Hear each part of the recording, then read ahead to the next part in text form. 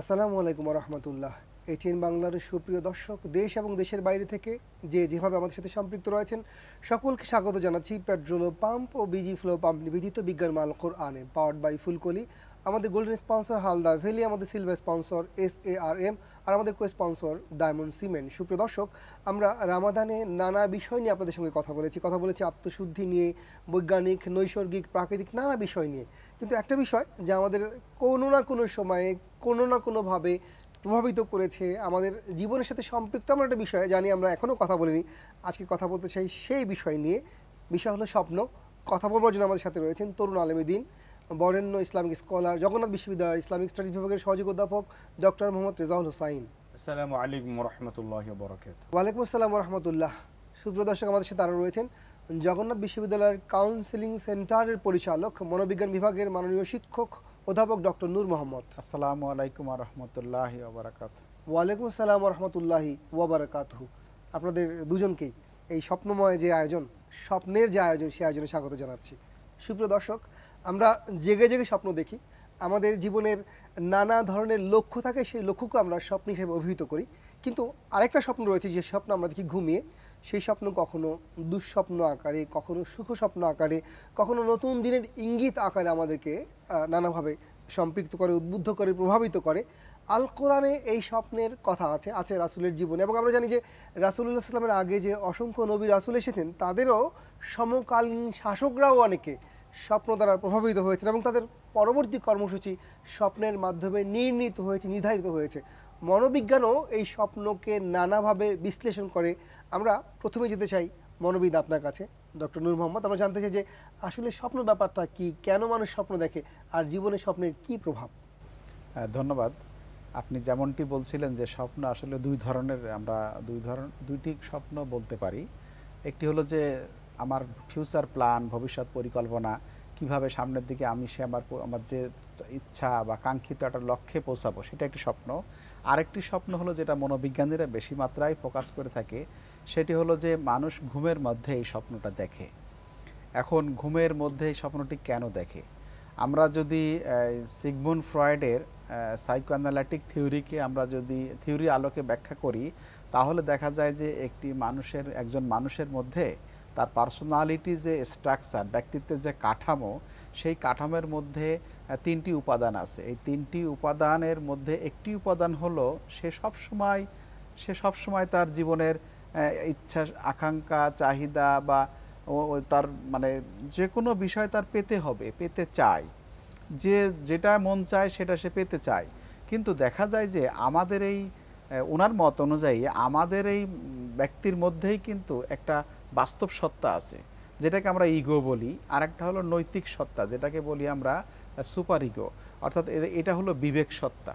তা আমরা মানুষ একটা যদি মনে করি যে সে কিছুটা হলো শয়তানির কাজকর্মের জন্য উদ্বুদ্ধ করে আমাদের মন থেকে, শরীর থেকে, প্রবৃত্তি বলি। হ্যাঁ, প্রবৃত্তি, যেটা হলো যে ওই কাজগুলো তারা করার জন্য বারবার তাকে খোঁচায় বা করে যে আমি এটা পূরণ করতে চাই, যে সেটা সামাজিক অসামাজিক যেটাই হোক সে কিন্তু পূরণ করতে চায়। তবে বেশিরভাগ ক্ষেত্রে যেগুলো কিছুটা হলেও বাস্তবসম্মত নয়, সেই সমস্ত বিষয়গুলো পূরণ করতে দেয় না আমাদের বিবেক সত্তা সেটা পূরণ করতে দেয় না। তখন করে কি, সেই ইগো, যে মাঝামাঝি যিনি বাস্তব সত্তা নামে আমাদের যে সত্তা আছে প্রত্যেক মানুষের মধ্যে, সে করে কি, ওইটাকে এই ঈদের যে চাহিদা, অর্থাৎ যে ওই যে বারবার একটি মানুষ যে জিনিসগুলো চায় বা যে বিষয়গুলো চাচ্ছিল সেগুলো চাপা রাখে, এবং চাপা রেখে তখন মানুষ স্বাভাবিকভাবে চলাফেরা করে। ধরুন আমি একটা উদাহরণ দিয়ে বলতে পারি, একটি ছেলে সে তার ইচ্ছা হলো যে আমি একটু, দেখা যায় না অনেক সময় ধূমপান করে বা এটা করে সে, বা বিভিন্ন জায়গায় কাউকে মারার ইচ্ছা, সে তার একটা সময় একটা কথা কানে লাগছে যে যখন ক্লাস সময়ে তার মধ্যে খুবই রাগ তৈরি হয়েছে, কিন্তু রাগটা সে প্রকাশ করতে পারেনি মানে হলো সে দেখা যায় এখানে যদি আমি মারি, তাকে যদি এই ধরনের কোনো কিছু করতে স্কুল কর্তৃপক্ষ বা প্রতিষ্ঠান আমাকে শাস্তি দেবে এরকম আরো বেশি মার খেতে হবে। তখন হ্যাঁ মার খেতে এই জন্য করে কি তার মধ্যে একটা বিবেক সত্তা তখন বলে না এখানে এই মারামারি করা যাবে না, বাস্তব সত্তা যেটা মারামারি করা যাবে না, মারামারি করলে তোমার এই সিচুয়েশনগুলো তৈরি হতে পারে। আমরা কিন্তু মনকে সবাই কথা বলি, এটা কিন্তু আমরা সবাই বিশ্বাস করি। তারপরে যদি আবার বিবেক সত্তা বলে তুমি একজন ভালো স্কুলের ছাত্র, তুমি কেন মারামারি করবা, মারামারি করা খারাপ না, এটা মারামারি করলে তোমাকে ব্যাড বয় বলবে, তখন ব্যাড বয় বলার কারণে সে কিন্তু তখন এই মারামারি করে না, কিন্তু মনের মধ্যে তার কিন্তু একটা চাহিদা বা আকাঙ্ক্ষা রয়ে গেছে যে আমি তাকে মারবই বা মারতে পারবো। তখন করে কি সে দুঃখে মনোকষ্টে সে তখন করে কি ওইটাকে নিজের মধ্যে পোষণ করে এবং চাপিয়ে রাখে, যেটাকে বলা হয় অবদমন আমরা বলে থাকি, এটাকে চাপিয়ে রাখে। তখন এই ছেলে বা এই তার মনের মধ্যে কিন্তু এটা মাঝে মাঝে মনে পড়ে, মাঝে মাঝে বিভিন্ন জায়গায় যায়, তার অনেক কিছুক্ষণ পর পর মনে হয় যে আমার এরকম একটা করলো, যদি মারতে পারতাম না, আমার তো তখন দেখা যায় এই জায়গা থেকে তার কিন্তু এই ক্রাইসিস তৈরি হয়ে যায়, তার মধ্যে মানসিক চাপ তৈরি হয়ে যায় এবং সে কিন্তু বেশ অ্যাংরি হয়ে যায়, বিভিন্ন ঘটনাগুলো ঘটায় এবং কিশোর তার যে পিয়ার গ্রুপের সাথে শেয়ার করলে আর একজন তাকে আবার নতুন করে বলে না কেন মারবি না, এটা মারা উচিত, তুমি স্কুলের হেড স্যারকে তুমি বা প্রিন্সিপালকে ম্যানেজ করো, আমরা ম্যানেজ করে দিব, অমুক নেতা অমুক বড় ভাই আমার সাথে আছে, এরকম করে এটা ম্যানেজ করে দিব, দিয়ে ওকে আবার মোটিভেট করে ফেলে। মোটিভেট করে দেখা যায় যে সেই ঘটনা যদি ঘটায় তাহলে কিন্তু একটা দিকে চলে গেল, কিন্তু যখন কোনো ব্যক্তি এইটা করতে পারে না তখন ওই ঘুমের মধ্যে দেখা যায় রাত্রে এই যে দুইজন তাকে নিষেধ করেছিল, ইগো এবং সুপার ইগো, ওই দুজন একটু ঘুমিয়ে থাকে, আর করে কি একটা তার মধ্যে হঠাৎ করে ঘুমায় পড়লেই বের হয়ে গিয়ে ওই স্বপ্নের মধ্যে ও ঠিকই একজনকে মারতে যায়, মানে অবদমিত ইচ্ছাটা তখন সেই স্বপ্ন হয়ে দেখা দেয়। এবং দেখা যায় যে আমরা অনেক সময় ওয়ালে ঘুষি মারি বা টেবিলে থাপ্পড় দিই, সব ঘুমের ঘরে করি, এই আমরা বাইক চালাচ্ছি অ্যাক্সিডেন্ট করতেছি বা আমি ভয়ের একটা সুড়ঙ্গের মধ্যে ঢুকে যাচ্ছি, অনেকগুলো ঘটনা আসে না? তো এইগুলো সবই কিন্তু আমাদের ওই যে আনকনশাস মাইন্ড, হ্যাঁ, অবচেতন মনে কিছু কিছু বিষয় অপরিপূর্ণ, এটাকে আমরা বলি আনফুলফিল মোটিভস, অর্থাৎ অপূর্ণ প্রত্যাশা, অপূর্ণ যে সমস্ত ইচ্ছা কামনা বাসনা যার যেটা ছিল সেগুলো কিন্তু আমরা পূরণ করতে পারি না, কিন্তু ঘুমের মাধ্যমে একটু চেষ্টা করি। অনেক সময় দেখা যায় যে এটি হয় যে সঠিক হয় না, একটু সিমিলার কিছু দেখে ওটা করে পূরণ করে একটু সন্তুষ্ট রাখতে চাই। আমরা ঘুমের মধ্যে ওই যে পূর্বের যে সমস্ত ইচ্ছা চাহিদা সেগুলো পূরণ করার মধ্য দিয়েই আমরা কিন্তু আমার নিজের জীবনকে আমরা সামনের দিকে এগিয়ে নিতে চাই। এইভাবে স্বপ্ন দেখে মানুষ স্বপ্নগুলো দেখে। আর একটা মিনিট বলি, স্বপ্নর হলো যে অনেক সময় ভীতিকর স্বপ্ন দেখে, বাঘে তাড়াচ্ছে, সাপে কামড়ানোর জন্য আসতেছে, আমি দৌড়াদৌড়ি করতেছি, আমার বুক ধরপড় শুরু হয়ে গেছে একটা অবস্থা। এগুলো কিন্তু মানুষ যে ব্যক্তি এই স্বপ্ন দেখলো সে কিন্তু ঘুমের আগে তার অনেক নানান রকম দুশ্চিন্তা, শরীর টায়ার্ড থাকে, বিভিন্ন কারণে এই জাতীয় স্বপ্ন কিন্তু তারা বেশি দেখে, এই ভীতিকর টপ্নগুলো এগুলো দেখে এবং দেখে তখন ব্যক্তি কিন্তু একটা ওই আরও আতঙ্কের মধ্যে পড়ে যায়। এবং এটি মানুষ ঘুম থেকে ওঠার কিছু আগে কিন্তু এই স্বপ্নগুলো সাধারণত দেখে থাকে। অনেক ধন্যবাদ ডক্টর নূর মোহাম্মদ। সুপ্রিয় দর্শক, আমরা তাহলে যে স্বপ্নগুলো দেখি তার একটি অন্যতম কারণ হলো আমাদের অবদমিত ইচ্ছা, অপূর্ণ ইচ্ছা, সেগুলোকে আমাদের মন রঙিন করে বাস্তব করে কোনো না কোনোভাবে আংশিক হোক বা পূর্ণাঙ্গ হোক ঘুমে ঘুরে আমাদের দেখাতে চায়, সেজন্য আমরা এক ধরনের স্বপ্ন দেখি। আবার আমরা যেমন বলেছিলাম কিছু স্বপ্ন আছে যেই স্বপ্নের মাধ্যমে আল্লাহ রাব্বুল আলামিন আমাদেরকে সঠিক তথ্য দিয়ে থাকেন। আমরা নবী রাসূলদের জীবনে দেখেছি এবং অন্য অনেক নবী রাসূলদের সমসাময়িক শাসকদের জীবনও দেখেছি, সেই নিয়ে আমরা আল কোরআন থেকে শুনবো। তার আগে যেতে চাই ছোট্ট একটা বিরতিতে, আমাদের সঙ্গেই থাকুন, ফিরছি শিগগির ইনশাআল্লাহ। সুপ্রিয় দর্শক, বিরতির পর ফিরে এলাম পেট্রোল পাম্প ও বিজি ফ্লো পাম্প নিবেদিত বিজ্ঞান মাল কোরআনে, পাওয়ার্ড বাই ফুলকলি। আমাদের গোল্ডেন স্পন্সর হালদা ভ্যালি, আমাদের সিলভার স্পন্সর SARM, আর আমাদের কো স্পন্সর ডায়মন্ড সিমেন্ট। আমরা শুনছিলাম আমাদের স্বপ্ন দেখার কারণ, এবং আমরা জেনেছি যে আমাদের অবদমিত ইচ্ছা আমাদের স্বপ্নগুলো দেখবার একটা অন্যতম কারণ। কিন্তু আমরা পাশাপাশি এটাও বলেছি যে আমরা বহুবিধ স্বপ্ন দেখি, সেখানে ভয়ের স্বপ্ন আছে, ইঙ্গিতবাহী স্বপ্ন আছে, আবার স্বপ্ন পূরণেরও স্বপ্ন আছে। আল কোরআন আল হাদিস কী বলছে জানতে যাব আমাদের শিক্ষাবিদ গবেষক ডক্টর রেজাউল হোসেন আপনার কাছে। আল কোরআনে আল হাদিসে এই যে মানুষ যে স্বপ্ন দেখে কীভাবে কি ব্যাখ্যা করা হয়েছে? শুকরান, জাযাকাল্লাহ। আলহামদুলিল্লাহ, ওয়াসসালাতু ওয়াসসালামু আলা রাসূলিল্লাহ ওয়া বা'দ। স্যার যেটা বলছিলেন যে এই যে স্বপ্নের যে ব্যাখ্যা, আমরা ঘুমানোর পর যে স্বপ্ন দেখি, এটার কি বাস্তবতা আছে? ইসলামী দার্শনিকগণ একদল বলছেন যে নবী যারা আছেন, নবী আলাইহিমুসসালাম, তিনারা যে স্বপ্ন দেখতেন সেটার বাস্তবতা আছে। কারণ আল্লাহ তাআলা ওয়াহি স্বপ্নের মাধ্যমে ফিল মানাম তিনি ওহি দিতেন নবীদেরকে, এবং এটা একটি বিষয়। আরেক দল ইসলামী দার্শনিক তারা বলছেন যে সাধারণ মানুষের স্বপ্নও সেটারও বাস্তবতা আছে। কিন্তু এই দুই দলের মধ্যে একটি মতপার্থক্য থাকলেও আমরা কোরআন এবং হাদিস থেকে যে বিষয়গুলি এসছে সেটা প্রিয় দর্শক আপনার সামনে উপস্থাপন করতে চাই। এই যে স্বপ্ন, এটি মানাম, রুইয়া এবং হুলুম, এই তিনটে আরবি শব্দ দিয়ে এটাকে প্রকাশ করা হয়। কোরআনও এই শব্দগুলি এসছে, মানাম শব্দটি এসছে, রুইয়া শব্দটি এসছে। তো সূরা ইউসুফ আয়াত 4-5 আল্লাহ তাআলা এই আয়াতে ইরশাদ করছেন, ইয ক্বালা ইউসুফু লিআবিহি ইয়া আবাতি ইন্নী রাআইতু আহাদা আশারা কাওকাবা والشمس والقمر رأيتهم لي ساجدين قال يا بني لا تقصص رؤياك على إخواتك إلى آخر الآية। এই আয়াতে হযরত ইউসুফ আলাইহিস সালাম তিনি যে স্বপ্ন দেখেছিলেন সেই ব্যাপারে আল্লাহ তাআলা স্মরণ করিয়ে দিচ্ছেন যে ইউসুফ তার পিতাকে বলছিল, হে আমার পিতা, আমি তো 11টি নক্ষত্র এবং সূর্য দেখছি, চাঁদ দেখছি, আমাকে কি করছে? সাজিদিন, তার সিজদা করছে।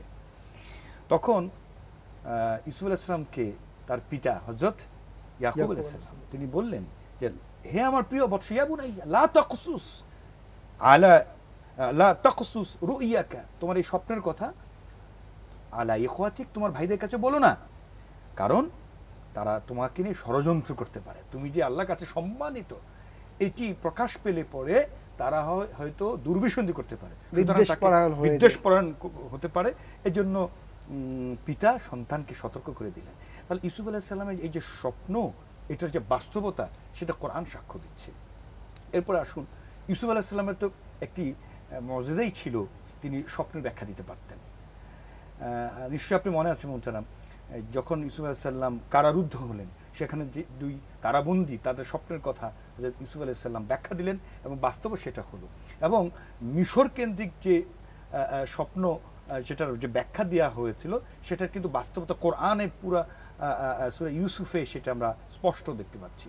তো সেই ব্যাখ্যায় আমরা গেলাম না, কিন্তু এই যে নবী আলাইহিস সালাম তারা স্বপ্ন দেখেছিলেন এবং সেটার বাস্তবতা, সেটা আরেকটি দলিল হলো হযরত ইব্রাহিম আলাইহিস সালাম।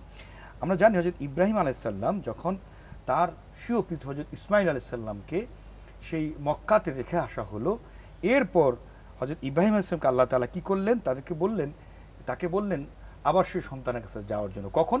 ফালাম্মা বালাগা মাআহু সাইয়া, যখন ইসমাইল আলাইহিস সালাম দৌড়াদৌড়ির বয়সে পড়লো, ম্যাচিউর হয়ে গেল, বুলুগিয়াতে পৌঁছালো, তখন হযরত ইব্রাহিম আলাইহিস সালাম তার আদরের ধন পুত্র ইসমাইল আলাইহিস সালামের কাছে গিয়ে বললেন, ইয়া বুনাইয়া, হে আমার প্রিয় বৎস, ইন্নী আরাফিল মানাম, আমি তো স্বপ্ন দেখেছি, আন্নী আযবাহুক, আমি তোমাকে কোরবানি করছি। যে কোরবানির যে বিধানটি এসেছে যে আয়াত থেকে, তো ঈদুল আদহাতে যেই বিধানটি আমরা পালন করে থাকি, এবং সেখানে স্পষ্ট করে এই স্বপ্নের কথা এসেছে। হযরত ইসমাইল আলাইহিস সালাম তার পিতার এই স্বপ্নের কথা শুনে স্পষ্ট করে বললেন যে এরকম পিতা সেই রকম সন্তান, কারণ দুজনে তো নবী। হযরত ইসমাইল আলাইহিস সালাম উত্তর দিলেন, ইয়া আবাতি ফাআল মা তু'মার, হে আমার পিতা, আপনি যে স্বপ্নে আদিষ্ট হয়েছেন, মানে স্বপ্ন আদেশ করা হয়েছে, ওয়াহি করা হয়েছে, মা তু'মার, আপনি সেটি পালন করুন, যে আদেশ করা হয়েছে। ইফআল মা তু'মার সাতাজিদুনি ইনশাআল্লাহু মিনাস সাবিরিন, নিশ্চয়ই আল্লাহ তাআলা আপনি আমাকে দেখবেন, আমি সাবিরদের মধ্যে, ধৈর্যশীলদের মধ্যে অন্তর্ভুক্ত। তাহলে এখানে স্বপ্নের কথা এসেছে। আল্লাহ নবী মুহাম্মদ সাল্লাল্লাহু আলাইহি সাল্লাম তার জীবদ্দশা, তার জীবনে এই স্বপ্নের যেটা বাস্তবতা এসছে, যেটি সূরা আনফালের 43 নম্বর আয়াত, আল্লাহ তাআলা এখানে বদর যুদ্ধের বিষয়ক এই আয়াতে এই স্বপ্নের বাস্তবতাটা তিনি দেখিয়ে দিয়েছেন। আল্লাহ তাআলা ইরশাদ করছেন, ইয ইউরিকাহুমুল্লাহু ফি মানামিকা কলিলা ইলা আখিরিল আয়া। এখানে আল্লাহ তাআলা নবী মুহাম্মদ সাল্লাল্লাহু আলাইহি ওয়াসাল্লামকে স্মরণ করিয়ে দিচ্ছেন, স্মরণ করুন, স্বপ্নে আল্লাহ তাআলা আপনাকে দেখিয়েছিলেন যে আপনার শত্রুপক্ষ তারা কলিলা, স্বল্প।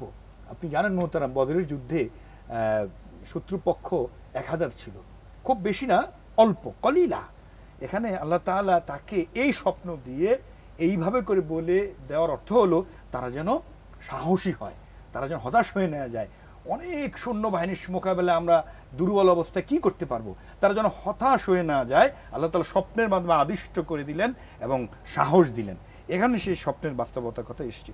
সুতরাং এই স্বপ্নের কিন্তু নবী আলাইহিসসালাম তাদের বাস্তবতা এসছে এবং এটা ওয়াহী হিসাবে পর্যবসিত হয়েছে আমাদের জন্য, যেটা আল্লাহ তাআলা স্বপ্নের মাধ্যমে সেটা দিয়েছেন। হাদিসও সেটার ব্যাখ্যা আছে। নবী মুহাম্মদ সাল্লাল্লাহু আলাইহি ওয়াসাল্লাম বলেছেন যে মানুষ যে স্বপ্ন দেখে, এটা আবু হুরায়রার বর্ণনা, যে এ ধরনের 3টি স্বপ্ন আছে, 3 ধরনের স্বপ্ন আছে, 3 প্রকারের স্বপ্ন হাদিসে একটু স্পষ্ট নবী সাল্লাল্লাহু আলাইহি ওয়াসাল্লাম বলছেন। তার মধ্যে একটি হচ্ছে রুইয়া সালেহা, যেটি হচ্ছে ভালো স্বপ্ন, সুন্দর স্বপ্ন, কল্যাণকর স্বপ্ন, যেটা নবী আলাইহিসসালাম ইঙ্গিতবাহী স্বপ্ন, যেটা ওহীর মাধ্যমে এবং সাধারণ মানুষের ক্ষেত্রেও এটা হতে পারে ইলহাম, ভালো স্বপ্ন। এটা কিন্তু আমাদের ক্ষেত্রে অনেক ক্ষেত্রে হয়। স্বপ্নের মাধ্যমে আল্লাহ সালেহ বান্দাদেরকে আল্লাহ তাআলা ইঙ্গিত করে দেন, ইশারা করে দেন যে কি হতে পারে, এবং যারা সালেহ বান্দা, যারা আলেম, তারা কিন্তু সেটা বুঝতে পারেন, তারা উপলব্ধি করতে পারেন, সেটা বাস্তবতাটা সেটা তারা দেখতে পাবেন। তো এটি একটি। আরেকটি হচ্ছে রুইয়া শয়তানিয়া, যেটা শয়তানের প্ররোচনা। স্যার একটু বলে গেলেন, অনেক সময় খারাপ স্বপ্ন দেখে, ভয়ের স্বপ্ন দেখে, ভীতিকর স্বপ্ন, এইটা শয়তান, আল্লাহ নবী সাল্লাল্লাহু আলাইহি ওয়াসাল্লাম বলছে স্পষ্ট করে যে রুইয়া সালিহা, মানে শয়তান কর্তৃক প্ররোচিত হয়ে যে স্বপ্ন দেখানো, এটি। আরেকটি হচ্ছে আর রুইয়া নাফসানিয়া, যেটি স্যার একটু বললেন মেডিকেল সায়েন্সের ভাষায়, যে মানুষের চিন্তা চেতনা প্রসূত। আমরা হয়তো ভাবছি, কথা বলছি, আপনি চিন্তা করে দেখবেন বা লক্ষ্য করে দেখবেন যে আমরা দিনের বেলা অনেক কথাবার্তা বলি কোনো একটা বিষয়ে, রাতে সেটাই আবার স্বপ্ন দেখি। অর্থাৎ যেটা নিয়ে অনেকক্ষণ ধরে আমরা ভাবছি, চিন্তা করছি, যেটা নিয়ে আমি হয়তোবা চিন্তিত, হয়তোবা পেরেশানিতে আছি, অথবা অ্যাংজাইটি বা দুশ্চিন্তাগ্রস্ত অবস্থায়, সেটাও স্বপ্নে এসে ধরা দেয়। এটা মেডিকেল সায়েন্সের ভাষায় তো স্যার বললেন। এটা নবী সাল্লাল্লাহু আলাইহি ওয়াসাল্লাম লক্ষ্য করে দেখুন, 1000 বছর আগে আল্লাহ নবী সাল্লাল্লাহু আলাইহি ওয়াসাল্লাম বলছেন যে এটিও একটি মানুষের চিন্তা চেতনার যেটি কল্পচিত্র। এরপর রাসূল সাল্লাল্লাহু আলাইহি ওয়াসাল্লাম কি করে দেখেন, যেটা বলে আমি শেষ করছি, নবী সাল্লাল্লাহু আলাইহি ওয়াসাল্লাম যদি কেউ অপছন্দনীয়, ভয় বা খারাপ এই জাতীয় স্বপ্ন দেখে, তাহলে সে যেন তাড়াতাড়ি উজু করে নামাজে দাঁড়িয়ে যায় এবং এই স্বপ্নের ব্যাপারে সে অনভিজ্ঞ কাউকে, ইনএক্সপেরিয়েন্সড কাউকে যেন শেয়ার না করে। অর্থাৎ স্বপ্নের ব্যাখ্যা দিতে পারেন এরকম আলেম, বিচক্ষণ, গভীর আলেম, মানে গভীর জ্ঞানে যিনি পারদর্শী, ইলমে যিনি পারদর্শী, তার কাছে যেন শেয়ার করেন। তাহলে এক হলো নামাজে দাঁড়িয়ে যাওয়া উজু করে, আর হচ্ছে অভিজ্ঞ যিনি ভালো আলেম, মুহাক্কিক আলেম, তার কাছে শেয়ার করা। অন্যথায় এটি করা উচিত না। নবী সাল্লাল্লাহু আলাইহি ওয়াসাল্লাম আমাদেরকে হাদিসে স্পষ্ট করে দিয়েছেন। অনেক ধন্যবাদ ডক্টর রেজা। সুপ্রিয় দর্শক, আমরা চমৎকার শুনছিলাম যে আল্লাহ রাব্বুল আলামিনের রাসূলও আমাদেরকে 3 ধরনের স্বপ্নের কথা বলেছেন, যেই স্বপ্ন ইঙ্গিতবাহী, কিছু স্বপ্ন শয়তানের প্ররোচনার, কিছু স্বপ্ন প্রবৃত্তির তাড়না, যেমন আমাদের মনোবিদ বলেছিলেন, যে স্বপ্ন আমরা আমাদের প্রাত্যহিক জীবনযাত্রার নানা অতৃপ্তি, অবদমিত বাসনাকে স্বপ্ন হিসাবে দেখি। আমরা এই নিয়ে আরও কথা বলবো, তার আগে যেতে চাই ছোট্ট আরেকটা বিরতিতে। আমাদের সঙ্গেই থাকুন, ফিরছি শিগগির ইনশাআল্লাহ। সুপ্রিয় দর্শক, বিরতির পর ফিরে এলাম petrol pump, busy flow pump নিবেদিত বিজ্ঞান মাল কোরআনে, পাওয়ার্ড বাই ফুলকলি। আমাদের golden sponsor Halda valley, silver sponsor SARM, আর আমাদের কো স্পন্সর ডায়মন্ড সিমেন্ট। আমরা শুনছিলাম রাসূলুল্লাহ সাল্লাল্লাহু আলাইহি ওয়াসাল্লাম স্বপ্নের বিন্যাস করেছেন, 3 ভাগে ভাগ করেছেন এবং পাশাপাশি আমাদেরকে এইভাবে উদ্বুদ্ধ করেছেন যে আমরা যেন আমাদের স্বপ্নকে এমন লোকের সঙ্গে শেয়ার না করি যে লোক স্বপ্নের সুবিস্তৃত জ্ঞান না রাখেন, সঠিক ব্যাখ্যা দিতে না পারেন। আসলে দুঃস্বপ্ন আমাদেরকে তাড়িত করে এবং অনেক লোক দুঃস্বপ্ন দেখতে দেখতে এক রকমের অসুস্থ হয়ে যায়, তার মধ্যে নানাবিধ অসুবিধা তৈরি হয় এবং কিছু কিছু লোক তখন ঘুমোতে ভয় পায়। সেজন্য আমরা দুঃস্বপ্নকে যেমন জীবন থেকে তাড়াতে চাই, তেমন ঘুম থেকেও দুঃস্বপ্ন তাড়াতে চাই। যেতে চাই ডক্টর নূর মোহাম্মদ, আপনাকে জানতে চাই যে এই যে আমাদের মধ্যে ভয়ের স্বপ্ন, দুঃস্বপ্ন দেখবার প্রবণতা রয়েছে, কি করলে বা কি প্রক্রিয়া অবলম্বন করলে আমরা এ থেকে বাঁচতে পারবো, আর যদি দেখেও ফেলি কি আমাদের করণীয়? ধন্যবাদ। আসলে এই একজন মানুষকে মানসিকভাবে সুস্থ না থাকলে তার মধ্যে এই ধরনের স্বপ্ন দেখার একটা প্রবণতা আসে এবং দেখা যায় তার মধ্যে অনেক সময় কিছু কিছু বিষয় যেগুলো অপরিপূর্ণ সেগুলো কিন্তু আমাদের পরিপূর্ণতা দিকে নিয়ে যেতে হবে। অর্থাৎ এখনকার আমরা যারা আছি, যে আমাদের অনেক অনেক জায়গায় আমরা কিন্তু আমাদের সব কিছু পরিপূর্ণ করতে পারি নাই এবং আমরা তখনই স্বপ্ন দেখি, তাই না? তাহলে আমাদের কাজ হবে প্রত্যেকটা মানুষের চাহিদা, তার ইচ্ছা, তার যে স্বপ্ন সেগুলো পূরণ করতে দেওয়ার সুযোগ তৈরি করে দেওয়া এবং মোট কথা তাকে মানসিকভাবে সুন্দরভাবে গড়ে তোলার জন্য আমাদের যে পারিবারিক, সামাজিক, রাষ্ট্রীয়, ধর্মীয় অনুশাসন সেই অনুযায়ী তাকে পরিচালনা করতে দেওয়া। এই পরিচালনা করার মধ্যে যদি পরিচালনা করতে দিলে একজন মানুষ কিন্তু সত্যিকার অর্থে ভালো মানুষ হিসেবে নিজেকে প্রতিষ্ঠিত করতে পারবে এবং এই সমস্ত মানুষের কিন্তু ওই ধরনের ভীতিগ্রস্ত, আতঙ্কগ্রস্ত স্বপ্নগুলো কম দেখবে। একবার যে স্বপ্ন দেখবে না এটা কিন্তু বলা কঠিন, কারণ আমরা জীবনের সব কিছু কিন্তু পরিপূর্ণ করতে পারি না, কোনো কোনো জায়গায় আমাদের কিন্তু থেকে যায়। তবে আমি বলবো, যেটা যারা আজকের আমাদের যে প্রোগ্রাম যারা দেখছেন, যে আমাদের যে আমরা মানুষ হিসেবে তৈরি হয়েছে, আমাদের সৃষ্টিকর্তা সৃষ্টি করেছেন, আমরা চেষ্টা করব যে আমাদের যে যতটুকুই আমাদের জীবনে চাহিদা বা আমাদের যা পূরণ করার কথা আমরা যদি মোটামুটি পূরণ করতে পারি তাহলে আমাদের সন্তুষ্ট থাকা। আমাদের যদি সন্তুষ্ট থাকতে পারি তাহলে দেখা যাবে যে মনোকষ্ট বা দুঃখ কষ্ট থাকবে না। এই দুঃখ কষ্ট মনোকষ্ট থাকলেই কিন্তু তখন মানুষ এই স্বপ্ন দেখে।